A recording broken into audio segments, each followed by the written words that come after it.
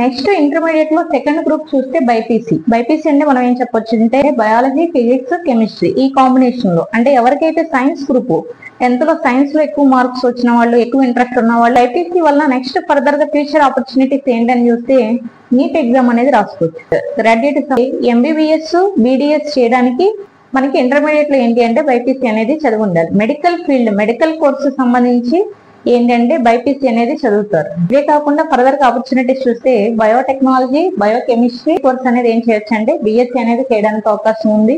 ఒకవేళ బైపీసీ మీద మనకి టీటీసీ అనేది కూడా చేయొచ్చు. 2 years కోర్సు టీచర్ సంబంధించి టీటీసీ అనేది కూడా కంప్లీట్ చేయొచ్చు. అలాగే బీఎస్సీ అగ్రికల్చర్ అనేది కూడా చేయడానికి అవకాశం ఉంది. అంటే బైపీసీకి ఇవన్నీ కూడా ఆపర్చునిటీస్ అనేవి ఉన్నాయి అనేసి చెప్పొచ్చు. ఎంపీసీ అండ్ బైపీసీ అనేది సైన్స్ గ్రూప్స్ గా చెప్తున్నాను. నెక్స్ట్ మనకి చూస్తే ఎంఈసీ. ఎంఈసీ అంటే ఏం చెప్పొచ్చు అంటే మ్యాథ్స్, ఎకనామిక్స్, కామర్స్ ఈ 3 కాంబినేషన్ చదువుతారు ఎంఈసీ. ఈ ఎంఈసీ తర్వాత నెక్స్ట్ ఫర్దర్ గా ఏం చదవచ్చు అనేసి చూస్తే సిఏ, చార్టర్డ్ అకౌంటెంట్. ఎంపీసీ కంటే కూడా ఎంఈసీ తీసుకోవడం చాలా బెటర్. చాలా మంది తెలియక ఎంపీసీ తీసుకుంటారు, కానీ ఎంఈసీ తీసుకుంటే ఈ సిఏ చదవడానికి చాలా యూజ్ అవుతుంది అనేసి చెప్పొచ్చు. అలాగే నెక్స్ట్ ఆపర్చునిటీ ఏముంది అంటే మనకి బీకామ్, డిగ్రీలో బీకామ్ కోర్స్ అనేది చేయడానికి అవకాశం ఉంది. అంటే ఇంటర్ లో ఎంఈసీ అనేది చేసిన వాళ్ళు డిగ్రీలో బీకామ్ అనేది చేయొచ్చు. నెక్స్ట్ టీటీసీ, ఇంటర్ కంప్లీట్ అయ్యాక టీటీసీ వైపు వెళ్ళాలి అనుకునే వాళ్ళు కూడా ఎంఈసీ